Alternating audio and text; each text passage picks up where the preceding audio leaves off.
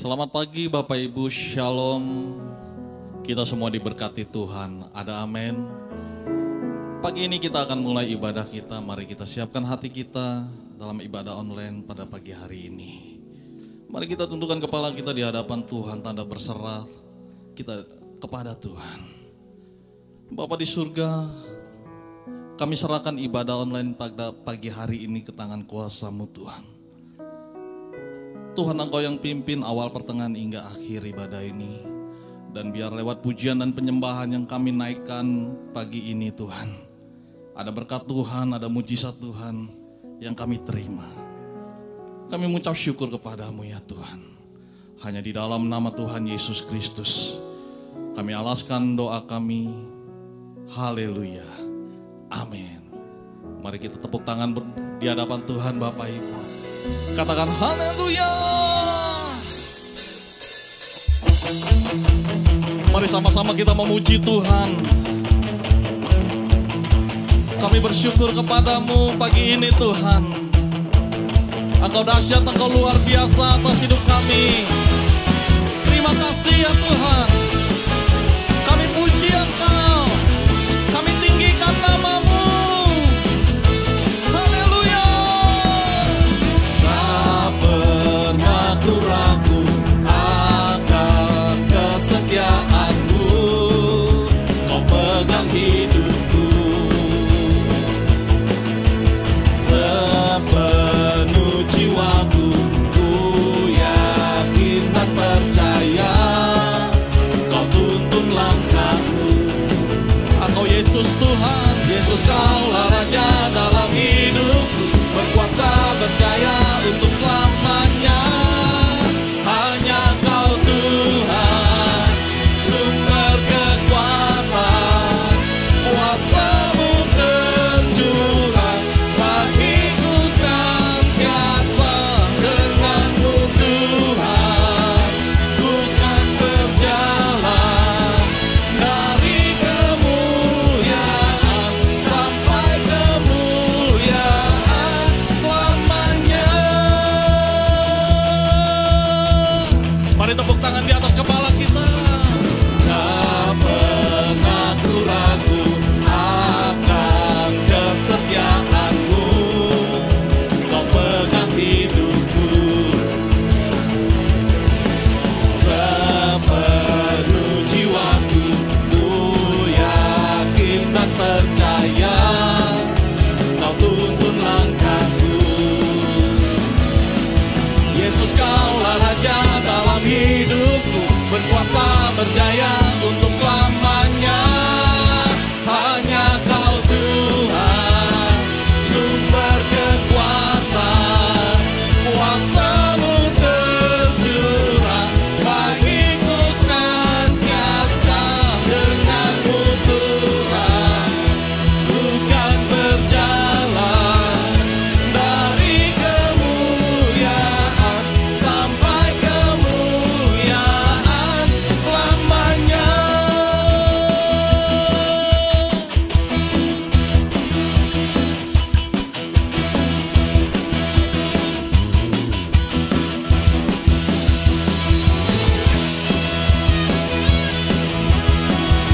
Kami bersuka cita di hadapan-Mu Tuhan, karena Engkaulah Yesus Raja atas kami. Sama-sama, Yesus Kaulah Raja dalam hidupku, berkuasa berjaya untuk selamanya. Yesus Kaulah Raja dalam hidupku, berkuasa berjaya untuk selamanya. Hanya Kau Tuhan, sumber kekuatan, kuasa-Mu tercurah bagiku senantiasa. Dengan-Mu Tuhan, ku kan berjalan dari kemuliaan sampai kemuliaan selamanya.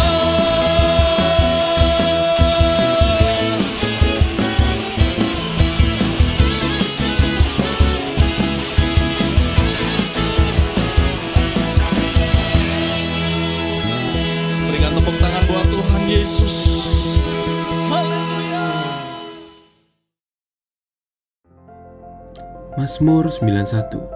Orang yang duduk di dalam lindungan yang maha tinggi dan bermalam dalam naungan yang maha kuasa akan berkata kepada Tuhan, tempat perlindunganku dan kubu pertahananku, Allahku yang kupercayai. Sungguh dialah yang akan melepaskan engkau dari jerat penangkap burung, dari penyakit sampar yang busuk. Dengan kepaknya ia akan menundungi engkau, di bawah sayapnya engkau akan berlindung. Kesetiaannya ialah perisai dan pagar tembok. Engkau tak usah takut terhadap kedahsyatan malam, terhadap panah yang terbang di waktu siang, terhadap penyakit sampar yang berjalan di dalam gelap, terhadap penyakit menular yang mengamuk di waktu petang. Walau 1.000 orang rebah di sisimu dan 10.000 di sebelah kananmu, tetapi itu tidak akan menimpamu. Engkau hanya menontonnya dengan matamu sendiri dan melihat pembalasan terhadap orang-orang fasik. Sebab Tuhan ialah tempat perlindunganmu, yang maha tinggi telah kau buat tempat perteduhanmu. Malapetaka tidak akan menimpa kamu, dan tulah tidak akan mendekat kepada kemahmu. Sebab malaikat-malaikatnya akan diperintahkannya kepadamu untuk menjaga engkau di segala jalanmu. Mereka akan menatang engkau di atas tangannya, supaya kakimu jangan terantuk kepada batu. Singa dan ular tedung akan kau langkahi. Engkau akan menginjak anak singa dan ular naga. Sungguh hatinya melekat kepadaku, maka aku akan meluputkannya. Aku akan membentenginya sebab ia mengenal namaku. Bila ia berseru kepadaku, aku akan menjawab. Aku akan menyertai dia di dalam kesesakan. Aku akan meluputkannya dan memuliakannya. Dengan panjang umur akan kukenyangkan dia, dan akan kuperlihatkan kepadanya keselamatan daripadaku. Amin. Kami menyembah-Mu, kami meninggikan Engkau Tuhan. Ini hidup kami, ini roh kami di hadapan-Mu Tuhan. Terima kasih, terima kasih.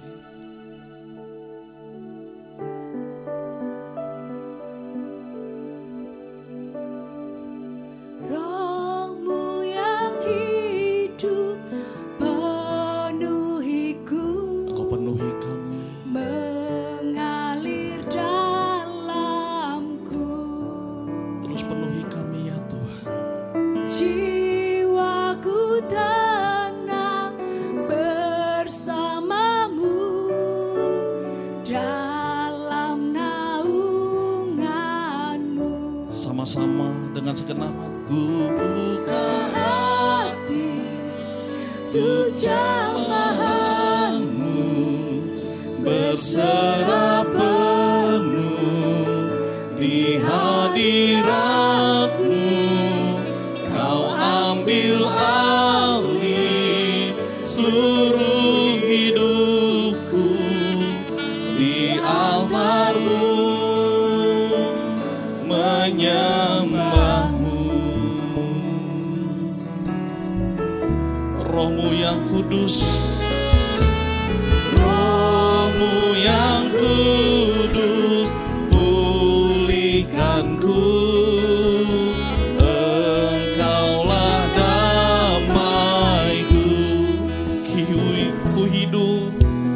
Ku hidup oleh anugerah-Mu yang menyertaiku, yang menyertaiku.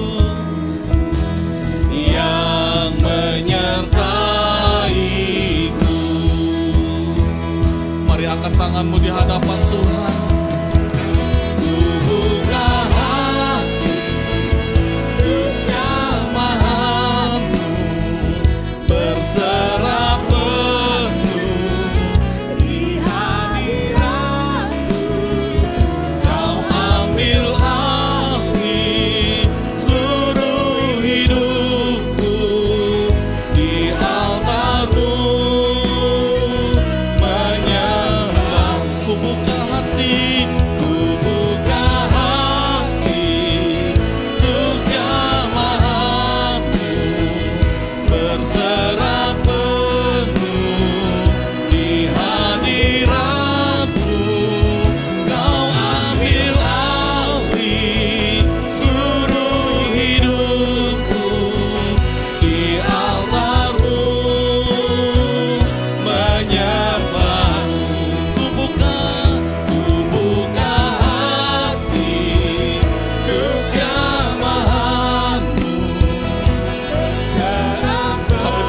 penuh Tuhan. Di hadirat-Mu Engkau ambil alih ya Tuhan. Ini seluruh hidup kami di altar-Mu menyembah. Ku buka hati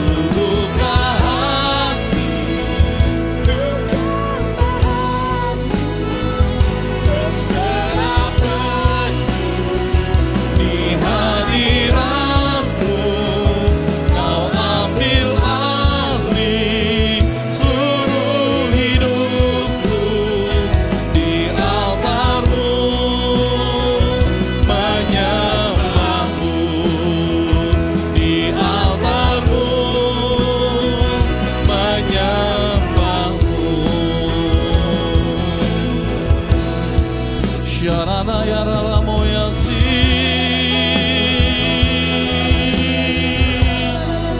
Kami sembah, kami menyembah-Mu, kami tinggikan nama-Mu. Mari kita sembah Tuhan Yesus. Terus kita angkat roh kita di hadapan Tuhan. Sembah Tuhan Allah yang hidup, Yesus. Tak henti-hentinya kami mengucap syukur di hadapan-Mu. Roh kami menyembah-Mu pagi ini ya Tuhan. Kami menyembah-Mu Yesus. Kuria la la la bayar la la la bayar la la mayasan bayar la la bayar ikana ya la la moyasan bayar la la bala. Terus lebih lagi jemaat Tuhan, terus sembah Dia. Terus kita menyembah Tuhan Yesus. Terus kita sembah Dia. Haleluya.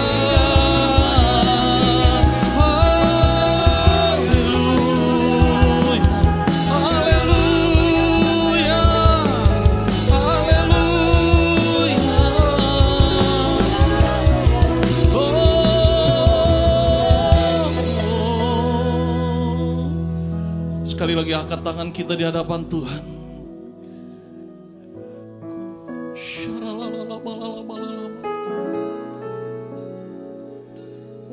Buka hati untuk jamaah-Mu, berserah penuh di hadirat-Mu.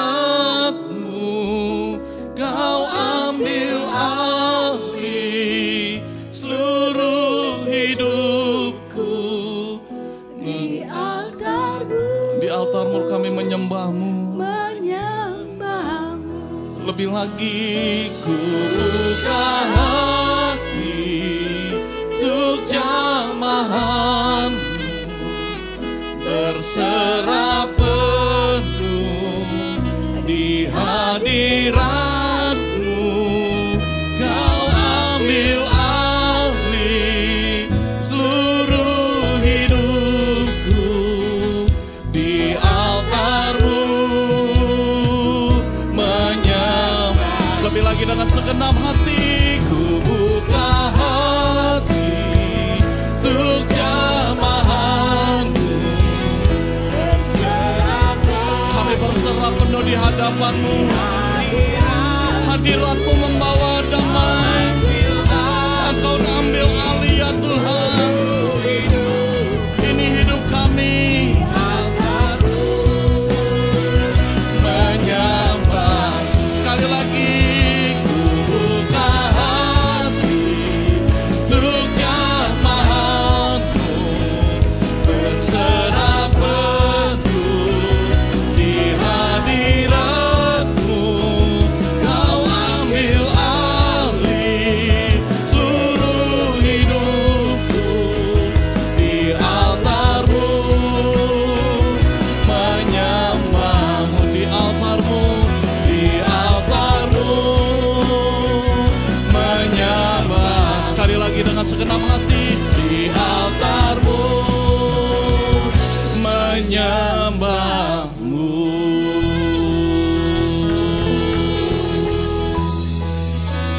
Haleluya. Haleluya.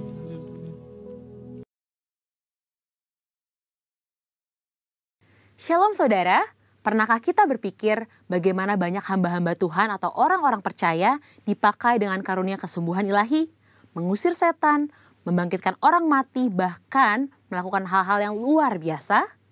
Misalnya di dalam Alkitab, Musa, Paulus, Petrus, dan banyak tokoh iman lainnya melakukan hal-hal yang luar biasa. Ada satu kesamaan dari semua tokoh-tokoh tersebut, yaitu pengurapan Tuhan yang luar biasa ada pada mereka. Sesungguhnya pengurapan dari Tuhan adalah penting bagi orang percaya. Dalam edisi Voice of Pentecost kali ini, kita akan membahas mengenai pengurapan dalam pelayanan dan kehidupan orang percaya. Di dalam Perjanjian Lama, tindakan pengurapan dilaksanakan pada acara ritual keagamaan, seperti penahabisan imam besar, penahabisan imam yang melayani, pengangkatan seorang raja, serta pengangkatan seorang nabi. Di dalam Perjanjian Lama, memang hanya orang-orang yang khususlah yang dapat menerima pengurapan. Sedangkan dalam Perjanjian Baru, pengurapan diberikan kepada orang-orang yang percaya kepada Yesus Kristus. Dalam Perjanjian Lama, instrumen yang sering kali dipakai dalam pengurapan adalah minyak. Minyak adalah lambang persetujuan dengan Allah, kehadiran Allah, berkat, kuasa, penghiburan, kesembuhan, sukacita, perkenanan, dan kesejahteraan. Akan tetapi, dalam Perjanjian Baru tidak terlalu ditekankan tentang minyak, tetapi Roh Kudus menjadi instrumen pengurapan itu sendiri. Prinsip yang mendasari pengurapan minyak adalah prinsip konsekrasi, yaitu memisahkan atau mengkhususkan sesuatu atau seseorang kepada Tuhan. Prinsip konsekrasi dengan pengolesan minyak tetap berlaku pada era Perjanjian Baru. Lalu, apa contoh peristiwa pengurapan dalam Alkitab? Salah satunya adalah pengurapan double portion. Pengurapan 2 kali ganda sangat dikenal dalam gereja aliran Pentakosta dan karismatik. Istilah ini mengacu kepada peristiwa Elia dan Elisa yang dicatat dalam 2 Raja-Raja 2 ayat 1-14, di mana Elisa meminta 2 bagian dari roh Elia. Salah satu dampak dari pengurapan double portion yang diterima Elisa adalah mujizat-mujizat yang Tuhan kerjakan melalui pelayanan Elisa 2 kali lipat lebih banyak dari Elia. Hal ini tidak membuktikan bahwa Elisa lebih hebat dari Elia, justru lebih membuktikan bagaimana mentoring yang dilakukan Elia kepada Elisa berhasil. Peristiwa yang senada juga terjadi pada zaman Perjanjian Baru, di mana Tuhan Yesus menyampaikan kepada murid-muridnya dalam Yohanes 14 ayat 12, "Sesungguhnya barang siapa percaya kepadaku, ia akan melakukan juga pekerjaan-pekerjaan yang aku lakukan, bahkan pekerjaan-pekerjaan yang lebih besar daripada itu." Maksud perkataan Tuhan Yesus bukan berarti orang percaya lebih hebat darinya, melainkan orang percaya akan melakukan pelayanan yang menjangkau lebih banyak orang, serta pelayanan kepada bangsa-bangsa non-Yahudi. Dengan perkembangan teknologi, internet, dan media sosial, kini semua pelayanan penjangkauan dimungkinkan. Roh Kudus memenuhi dan mengurapi orang percaya untuk melakukan pelayanan tersebut. Pengurapan double portion merupakan pengurapan untuk pelayanan yang lebih besar. Umumnya terjadi dalam konteks bapa rohani dengan anak rohani.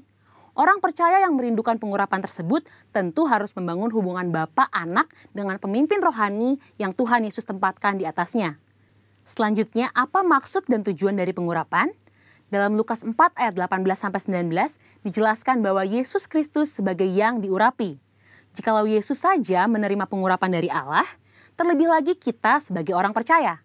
Oleh karena itu, pengurapan harus disadari sebagai bagian dari perjalanan orang percaya dalam menjalankan panggilan Kristus. Dalam hidup setiap hari, Tuhan pun telah berkata bahwa Ia sebagai gembala yang baik akan mengurapi kepala orang percaya dengan minyak. Pengurapan yang diberikan kepada orang-orang percaya dalam era Perjanjian Baru bukanlah untuk tujuan keselamatan atau berkat secara jasmani, namun untuk tujuan pelayanan, yaitu pemberitaan Injil dan menyatakan kuasa Allah. Dan yang terakhir, pengurapan merupakan bagian tidak terpisahkan dari hidup orang percaya. Salah satu yang membedakan antara orang percaya dengan orang yang belum percaya adalah adanya pengurapan Tuhan dalam hidupnya. Sebagai pengikut Kristus, pengurapan bukanlah sesuatu yang asing, melainkan menjadi bagian yang penting dalam perjalanan iman dan keseharian kita. Dengan demikian, orang yang percaya kepada Kristus sudah seharusnya menjadikan pengurapan sebagai bagian yang penting dan tidak terpisahkan dari hidup mereka. Sekarang adalah era Pentakosta yang ketiga, di mana orang percaya menjadi the messenger of the third Pentecost. Dan pengurapan sungguh sangat kita perlukan untuk menuntaskan amanat anggungnya. misi kerajaannya tidak dapat dilakukan dengan kekuatan kita sendiri. Jadi, kita jangan sampai melewatkan kesempatan untuk menerima pengurapan dari Tuhan melalui para pemimpin rohani kita. Mari terima pengurapan Tuhan dengan iman dan mulai melangkah untuk mengerjakan apa yang Roh Kudus perintahkan di dalam hidup kita. Tuhan Yesus memberkati.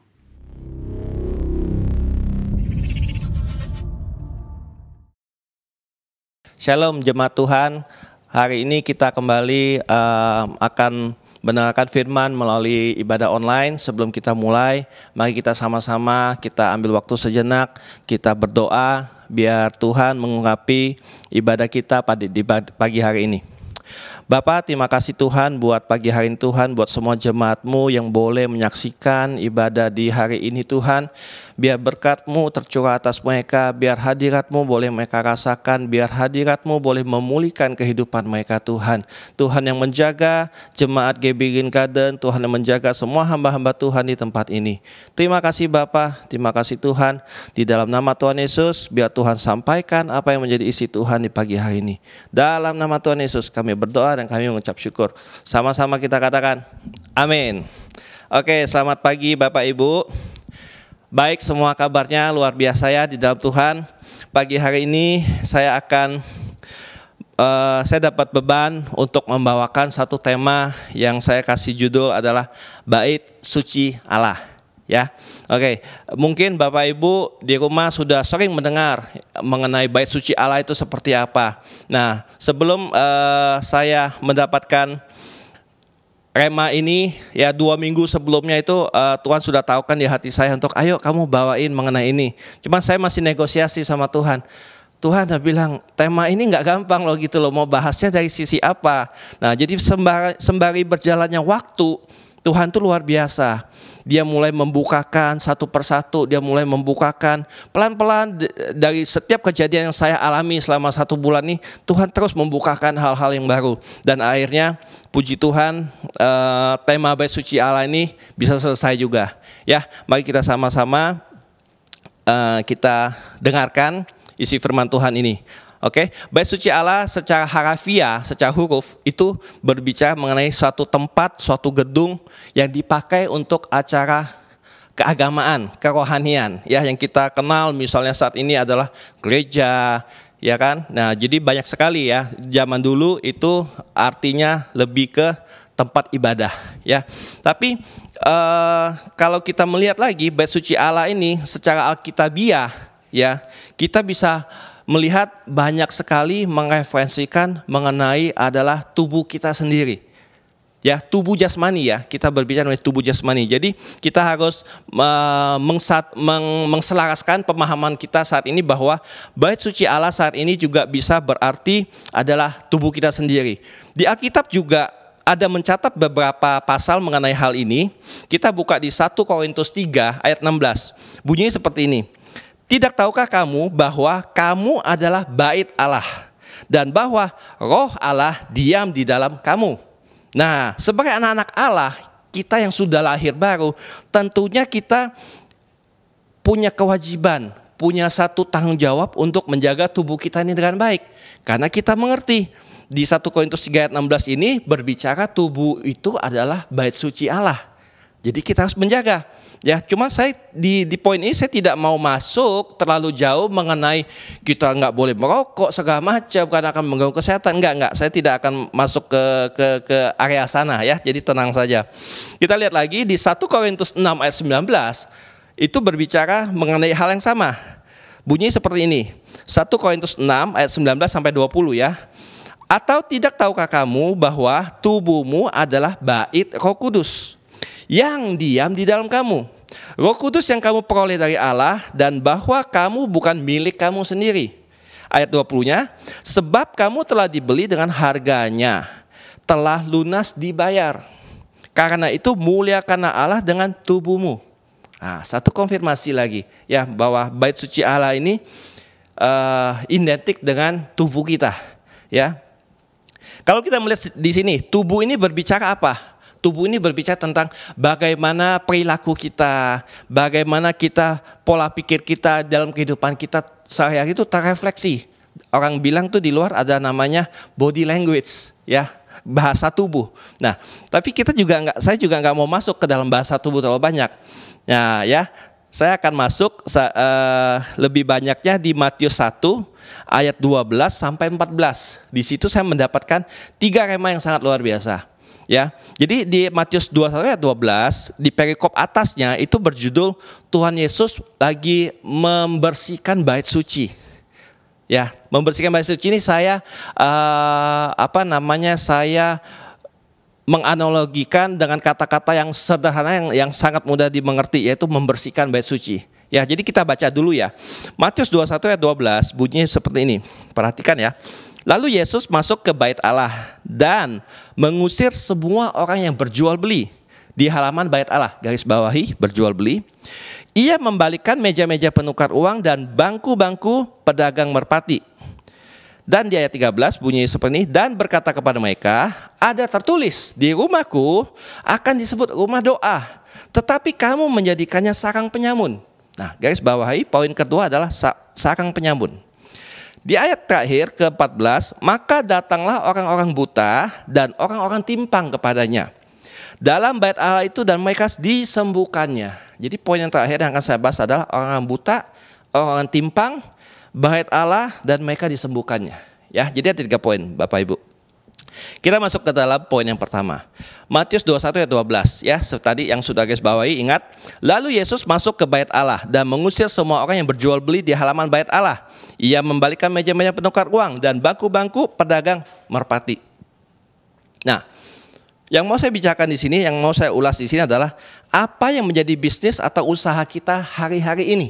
Di zaman-zaman pandemi seperti ini, apa yang menjadi bisnis kita? Ya. Ini saya bisa berbicara, kita bisa aja mengandalkan segala macam cara untuk mendapatkan income atau mendapatkan penghasilan tambahan. Nah, pertanyaannya berikutnya adalah, apakah bisnis yang kita jalankan saat ini itu sesuai dengan hukum yang berlaku di negara kita? Itu pertama. Nah, itu Bapak Ibu harus menjawab ya, karena yang kita bahas di sini adalah di Matius 21 ayat 12, dia tulis itu kan, lalu Yesus masuk ke bait Allah. Jadi Tuhan Yesus tuh masuk ke dalam kita, ya. Dia mengusir semua yang berjual beli. Jadi Tuhan Yesus mau menyucikan bait suci Allah, yaitu Tuhan Yesus mau menyucikan kehidupan kita. Nah, kalau dari cara kita berbisnis, cara kita berjual beli itu tidak sesuai dengan hukum yang berlaku di negara kita, apakah itu dapat dipertanggungjawabkan pada Tuhan? Apakah mungkin Tuhan akan masuk ke dalam bait suci Allah? Apakah Tuhan Yesus akan masuk ke dalam tubuh kita? Nah, di Alkitab ada mencatat seperti ini. Jarak pemisah antara kita dan Tuhan adalah dosa. Berarti kalau kita melakukan hal-hal yang bertentangan dengan hukum di negara kita, berarti itu adalah dosa. Nah, waktu kita berdosa, pertanyaannya Bapak Ibu, mungkin gak Tuhan Yesus hadir dalam hidup kita? Ya, jadi saya bukan orang yang perfect, saya bukan yang sempurna, tapi saya juga pernah melakukan dosa-dosa seperti ini. Waktu saya melakukan dosa seperti ini karena ada Roh Kudus di dalam hidup saya, otomatis kita nih nggak nyaman.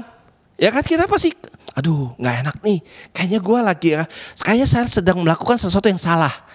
Nah itu ya Bapak Ibu. Terus saya tulis juga di sini, bisnis yang kita jalankan saat hari-hari ini harus mencerminkan kita ini adalah anak-anak Tuhan. Why? Kenapa? Supaya kita jadi berkat. Supaya nama Tuhan ini nggak dipermalukan, tapi nama Tuhan dipermuliakan melalui kehidupan kita. Kalau kita punya bisnis yang nggak benar, otomatis orang akan melihat anak Tuhan, kastanya orang Kristen, tapi kok bisnisnya seperti itu? Ayo, ya Bapak Ibu jawab masing-masing. Nah di sini, kalau kita sudah melakukan bisnis yang benar, yang sesuai dengan hukum di negara kita, pertanyaan kedua lagi, saya catat di sini, bagaimana cara kita berbisnis? Ya, ada beberapa yang di luar sana, mereka berbisnis mengandalkan bantuan dalam tanda kutip kuasa-kuasa gelap, pakai sesajen, pakai jimat, pasang ini, pasang ono di tempat bisnisnya, di tokonya atau di kantornya. Apakah kita anak-anak Tuhan akan melakukan hal seperti itu? Jawab sendiri Bapak Ibu ya. Terus yang kedua, nilai kejujuran. Waktu kita lagi berbisnis, seberapa nilai kejujuran kita junjung tinggi sebagai nilai kita, value kita sebagai anak-anak Tuhan. Satu contoh, saya waktu berusaha berbisnis itu, saya selalu menekankan satu nilai kejujuran yang sangat tinggi di dalam di dalam karyawan saya. Jadi satu saat gini, ada satu cerita. Waktu customer datang ke tempat saya cerita, dia mau beli, oke. Saya cerita sama dia, oh Pak gini segala macam. Ternyata kalau saya dalam tanda kutip tidak menceritakan keadaan sejujurnya mengenai kondisi barang dia itu yang dia mau beli itu, dia nggak akan ngerti. Pasti oke Pak, nggak apa-apa, pasang aja. Karena saya nggak cerita. Nah, tapi satu saat ya, karena sebagai anak-anak Tuhan, Roh Kudus tuh ada di dalam tubuh ini. Jadi itu bergelora. Kalau saya nggak ngomong tuh nggak enak. Jadi pas saya ngomong, Pak, mohon maaf ya Pak, ini ternyata kalau misalnya Bapak jadi pasang di tempat saya Pak, ini ada resiko seperti ini dan ini Pak. Nah, jadi nanti keluhan Bapak yang sebelumnya itu akan tetap sama dan tidak akan sempurna dan tidak akan bagus jadi hasilnya. Oh gitu ya, dia bilang. Oh kalau gitu nggak apa-apa deh, saya nggak jadi pasang dulu deh, saya coba ganti dulu deh produknya supaya nanti kalau udah ganti produk saya bawa ke tempat kamu, dia bilang gitu. Di mata manusia saya kehilangan satu omset, satu sales, Bapak Ibu. Tapi di sisi yang lain damai sejahtera Tuhan turun atas saya. Nah, begitu saya mempraktekkan nilai kejujuran ini, salah satu karyawan saya juga melakukan hal yang sama. Jadi waktu saya lagi nggak di kantor, karyawan saya lapor, Pak ada yang mau pasang gini. Tapi Pak kacanya kayak begini Pak. Jadi saya kasih tahu, kalau dia pasang tetap aja nggak akan menyelesaikan masalah dia. Dan akhirnya nggak jadi pasang Pak. Mohon maaf ya Pak. Satu sisi sebagai manusia kesel juga gitu kan. Aduh omset saya hilang lagi kan. Tapi abis itu saya bilang, Tuhan ngingetin saya, lah itu kan contoh yang kamu kasih buat karyawan kamu. Satu nilai kejujuran yang kamu junjung tinggi di tempat kerja.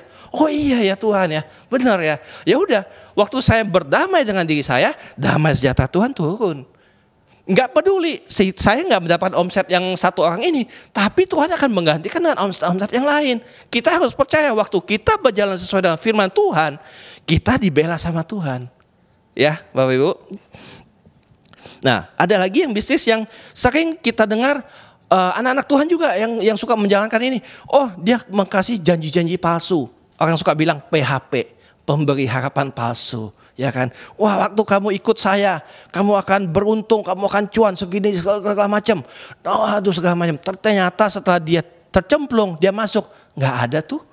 Hal-hal yang dijanjikan tidak terjadi. Nah, bagaimana pertanggungjawaban kita sebagai anak Tuhan? Oke, next, Bapak Ibu jawab sendiri ya. Next, kita ke Matius 21 ayat 13, ini udah poin yang kedua. Dan berkata kepada mereka, ada tertulis, rumahku akan disebut rumah doa. Tetapi kamu menjadikannya sarang penyamun. Di sini keras sekali.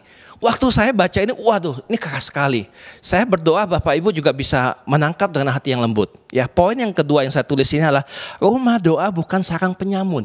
Harusnya hidup kita ini menjadi rumah doa Tuhan, bukan kita menjadi sarang penyamun. Rumah doa itu artinya apa? Kita ini jadi berkat bagi orang lain.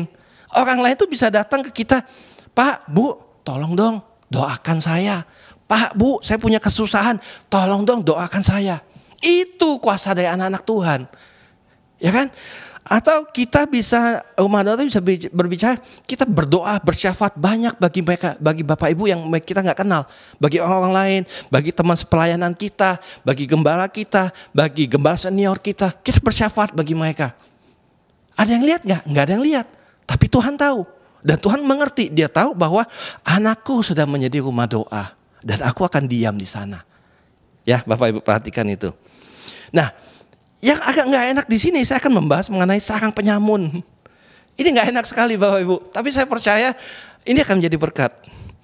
Saya cari penyamun itu artinya apa? Penyamun itu sifatnya adalah orang-orang yang memberontak, yang merampas, yang suka merampok. Nah, tentunya saya percaya dan saya berdoa jemaat kita GBI Kenggan tidak ada yang seperti ini. Oke? Kita nggak akan terang-terangan merampok. Waduh, kita ke bank misalnya, kita merampok. Saya percaya kita anak-anak Tuhan pasti kita nggak akan seperti itu. Tapi Bapak Ibu ya, cara kerjanya iblis saat ini, hari-hari terakhir ini sangat-sangat mulus dan sangat-sangat rapi.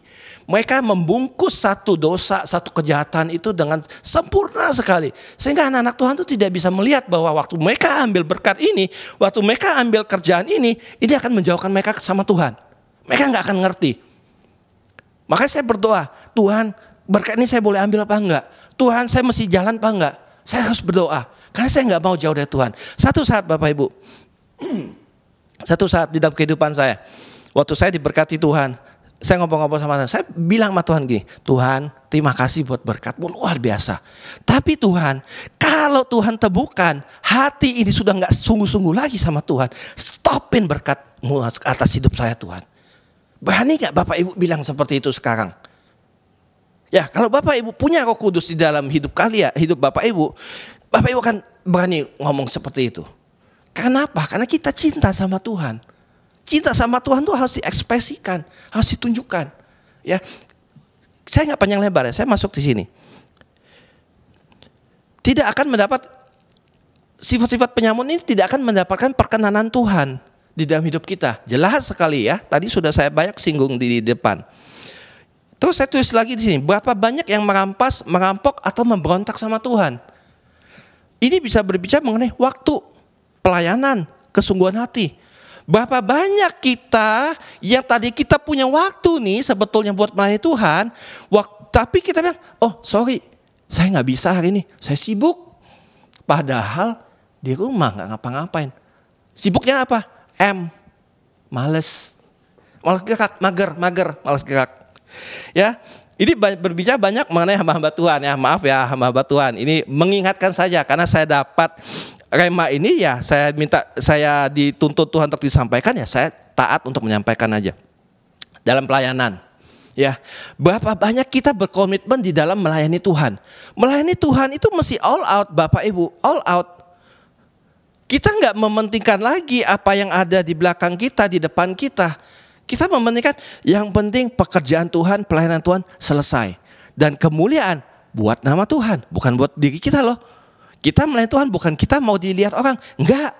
Karena kita mau jadi berkat melalui pelayanan yang kita kerjakan, ini boleh memberkati banyak orang. Itu tujuannya Bapak Ibu. Jangan pernah ada kesombongan muncul dalam diri kita. Kalau enggak ada saya nih di gereja saya ini, wah berantakan itu. Oh hati-hati, hati-hati Bapak Ibu. Tuhan akan cari orang-orang lain untuk menggantikan kita. Kalau kita punya satu kesombongan seperti itu, Tuhan akan membersihkan bait suci Allah. Tuhan akan membersihkan kehidupan Bapak Ibu. Hati-hati kalau kita punya satu kesombongan seperti itu, ya. Kesungguhan hati. Hati kita itu betul gak sih mau melayani Tuhan? Apa kita hanya mau show off aja? Kita punya skill. Ya, saya punya skill, saya bisa berkhotbah misalnya, saya bisa bermain musik, saya misalnya bisa menumpangkan tangan, saya punya karunia, saya menumpangkan tangan orang bisa sembuh. Oh, saya jadi terkenal. Apakah seperti itu, Bapak Ibu? Apakah hati kita betul yang Tuhan percayakan, Tuhan kasih ke kita, apakah sungguh-sungguh kita pelihara, kita jaga itu? Coba cek Bapak Ibu, apakah saat-saat ini kita lebih mementingkan usaha atau bisnis kita ketimbang pelayanan buat Tuhan? Apakah saat ini kita betul-betul sungguh mengasihi Tuhan? Apa enggak? Apakah saat ini karena kita diberkati dengan berlimpah sampai luber, sampai waktu kita mau pelayanan, oh nanti dulu deh, sorry nggak bisa nih, lagi sibuk nih, sibuk banget, nggak bisa nih, hati-hati, hati-hati. Jangan sampai Tuhan bersihin bait suci Allah. Ingat ya Bapak Ibu ya, ini keras sekali di sini, keras sekali. Tapi ini juga menjadi rema pedang bermata dua untuk saya. Mengingatkan saya juga karena saya masih bergerak di dalam bidang marketplace. Saya berbisnis, saya punya usaha. Nah tapi saya selalu mencoba mementingkan pelayanan dan kehendak Tuhan dulu. Usaha saya bisa saya tinggal. Sebisa mungkin bisa saya tinggal. Ya kan? Walaupun saya tahu kalau tanpa ada kehadiran saya di situ mungkin nggak maksimal, it's okay. Tapi kalau buat pelayanan saya mesti tinggal, saya tinggal, it's okay. Saya percaya berkat itu Tuhan yang sediakan. Hilang satu, Tuhan sediain lagi yang lain. Berapa kali saya mengalami hal seperti ini. Jadi Bapak Ibu di zaman-zaman masa-masa pandemi ini jangan khawatir, ya sungguh-sungguh sama Tuhan. Poin terakhir nomor 3. Di Matius 21 ayat 14, maka datanglah orang-orang buta dan orang-orang timpang kepadanya dalam bait Allah itu dan mereka disembuhkannya. Poinnya adalah hidup kita sebagai pembawa mujizat. Waktu bait suci Allah ini kita jaga dengan benar, waktu Roh Kudus, Roh Tuhan ada di dalam hidup kita, kita ini jadi pembawa mujizat. Karena di ayat 21, Matius 21 ayat 14 bilang, maka akan datang orang-orang yang buta, orang yang timpang, orang-orang yang sakit, orang-orang yang berbeban berat, datang ke dalam bait Allah. Bait Allah itu siapa? Kita. Dan mereka disembuhkannya. Perhatikannya di sini ada huruf besar, bukan disembuhkan oleh saya, enggak, disembuhkannya itu Tuhan. Tuhan memakai hidup kita karena hidup kita benar, kita jaga dengan sungguh-sungguh, ada aliran kuasa mengalir waktu kita berdoa, sama kita menopang tangan, orang sakit, orang buta disembuhkan. Bukan kita, tapi Tuhan. Hati-hati, jangan sombong, ya. Nah, kita jangan takut waktu kita masuk dalam prosesnya Tuhan. Ya, saya mengambil analogi di sini yang sering Pak Niko kemarin sampaikan adalah disembunyikan Tuhan. Ya, saya mengambil analogi dari ini aja, disembunyikan Tuhan. Nah, beberapa contoh saya kasih aja. Ada banyak sebetulnya, tapi saya ringkas cuma 3 yang saya mau kasih. Kita lihat ya, Nabi Nuh, dia dalam tanda kutip disembunyikan Tuhan selama berapa lama? 1 tahun Bapak Ibu dalam bahteranya. Waktu dia setia menjalankan proses ini, lihat akhir ceritanya apa? Dia menjadi bapak segala bangsa. Secara fisik loh ya. Karena kan waktu air bah datang, semua makhluk hidup semua musnah. Yang ada hanya keturunan dari si Nuh ini. Jadi dia adalah bapak dari segala bangsa saat ini. Ya, itu pertama. Kedua, kita melihat mengenai Yakub. Yakub harus kerja di rumah pamannya, yaitu Laban. Berapa lama? 20 tahun Bapak Ibu. Ditipu sana sini, dia setia, dia terus bekerja. Kesetiaannya itu membuahkan hasil apa? Setelah itu si Yakub ini memiliki keluarga yang baru. Ya, dia memiliki kekayaan yang berlimpah. Alkitab mencatat hal itu. Dan yang paling luar biasanya adalah dia akhirnya dipanggil Israel. Luar biasa loh. Israel itu apa? Umat pilihan Tuhan. Ya. Ketiga, kita melihat Yunus. Yunus waktu disuruh ke Niniwe, ngeyel, nggak mau, memberontak, nggak mau Tuhan, nggak mau. Akhirnya apa? Mungkin saya bisa bilang dikocok-kocok, diaduk-aduk sama Tuhan hidupnya. Akhirnya dia dibuang ke laut dan dia ditelan sama ikan paus. Di dalam perut ikan paus selama 3 hari dia berdoa di situ. Alkitab mencatat dia berdoa di situ. Bukan secara kebetulan juga dia dikeluarkan oleh ikan paus selamat. Saya percaya itu karena doa dia di dalam perut ikan paus itu. Dan akhirnya dia berdamai dengan diri dia sendiri, dia berdamai dengan Tuhan, dia pergi ke Niniwe. Hasilnya apa Bapak Ibu? Niniwe tidak jadi dihancurkan oleh Tuhan. Bahkan Alkitab mencatat Niniwe itu bertobat penduduknya. Jadi ingat, dari 3 cerita ini kita bisa melihat Tuhan mengizinkan kita masuk dalam situasi pandemi seperti ini, new normal, sesuatu yang baru. Tuhan mau apa? Bertahan. Tuhan mau kita apa? Bertahan, percaya sama Tuhan, mengandalkan Tuhan. Yang belum ada kerjaan saat ini, yang sedang mencari pekerjaan saat ini, dalam nama Tuhan Yesus, percaya, setia sama Tuhan. Tuhan pasti bukakan jalan. Yang sakit, berbeban berat, percaya sama Tuhan. Jalanin aja proses ini, nikmati proses ini. Kita harus belajar untuk berdamai dengan proses yang kita alami saat ini. Kalau kita nggak bisa berdamai dengan proses kita alami saat ini, kita akan kesusahan. Yang ada akan berkeluh kesah, ngoceh, ngedumel, nggak akan mendatangkan apa-apa Bapak Ibu. Ingat ya Bapak Ibu ya, hidup ini di atas saya udah bilang, kita ini bait suci Allah. Tempat di mana terjadinya Roh Kudus, Roh Tuhan tuh masuk ke dalam hidup kita. Waktu kita jaga ini, hidup kita jadi berkat. Kita mau mengalami apapun yang Tuhan izinkan untuk terjadi, kita bilang, silakan Tuhan, nggak apa-apa. Saya percaya setiap proses yang Tuhan datang dalam hidup saya, itu mendewasakan saya. Itu membuat saya untuk naik level lagi. Itu membuat saya untuk naik level lagi. Semakin banyak proses yang saya alami, semakin saya belajar untuk berserah sama Tuhan. Semakin saya belajar untuk dekat sama Tuhan.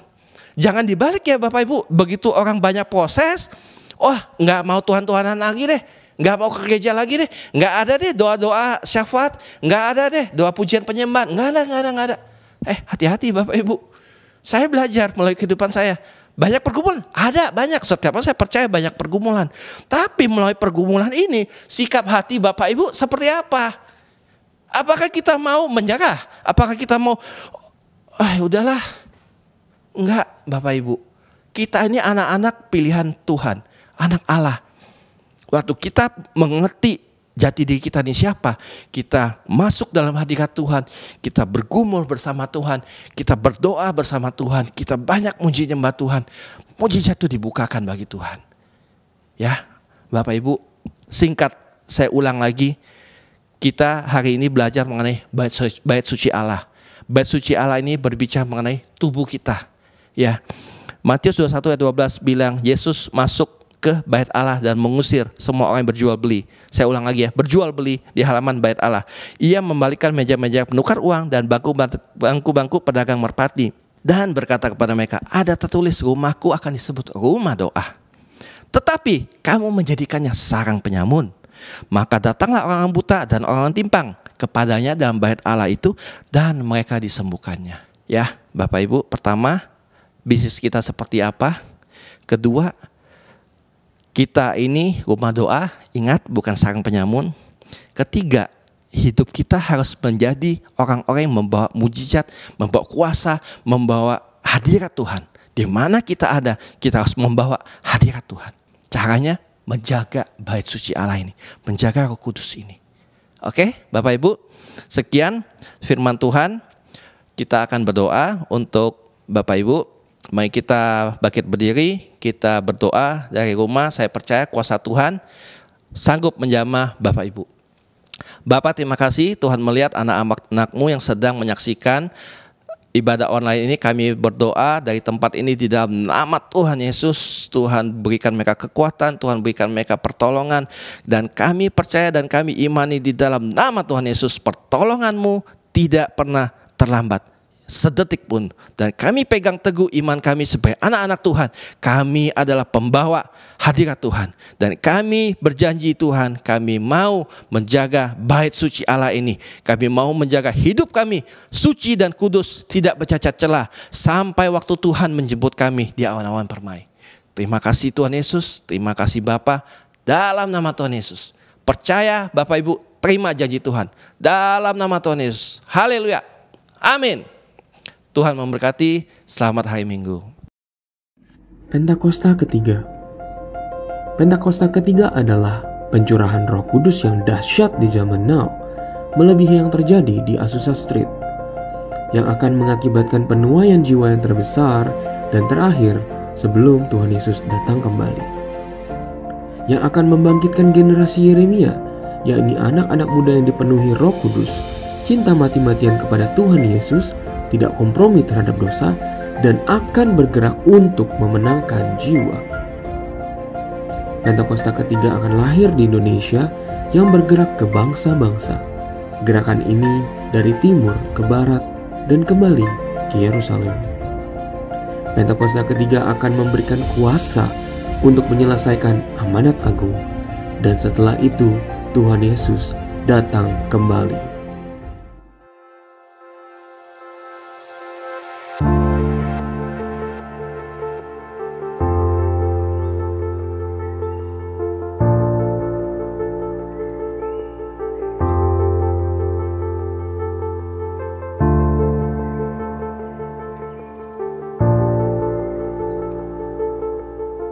Bapa, kami mengucap syukur buat pagi hari yang indah ini Tuhan. Terima kasih buat sukacita, damai sejahtera, kesehatan yang Kau berikan buat kami, sehingga pagi hari ini kami boleh kembali Tuhan Yesus mendengarkan ibadah secara online Tuhan.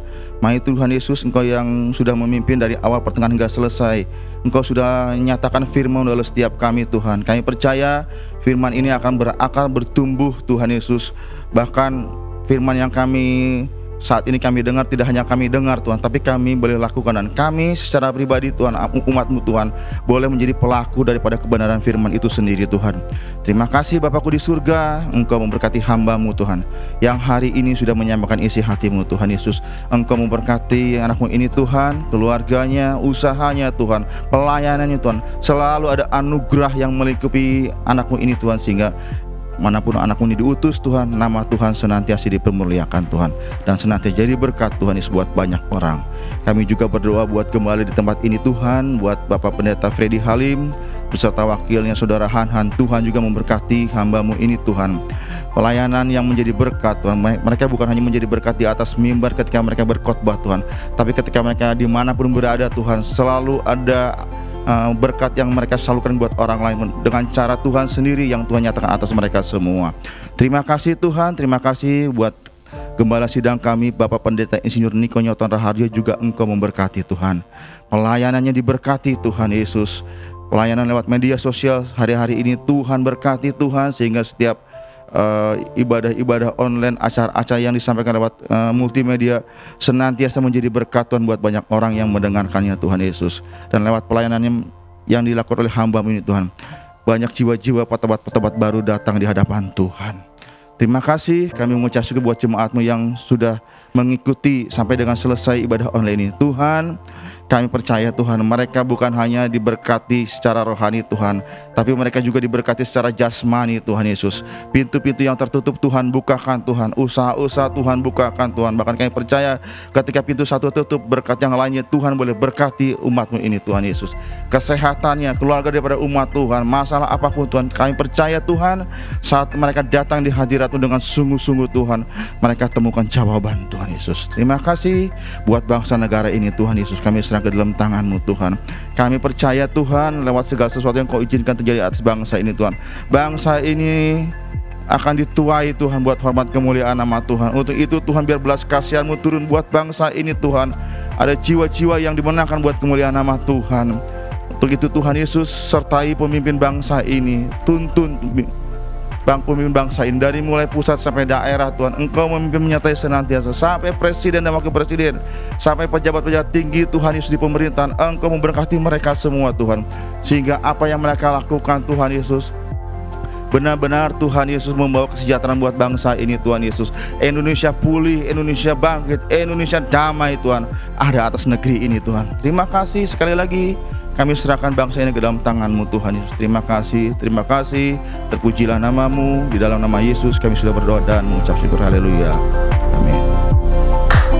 Mari Bapak Ibu, kita angkat kedua tangan kita menerima berkat daripada Tuhan. Bapak, Engkau melihat tangan-tangan yang terangkat saat ini Tuhan.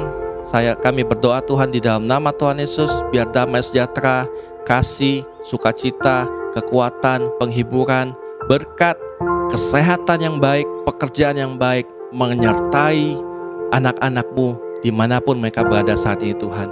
Biar Engkau menerima berkat Tuhan saat ini di dalam nama Tuhan Yesus. Yang sudah percaya menerima berkat Tuhan, kita sama-sama katakan amin. Selamat akhir minggu, shalom.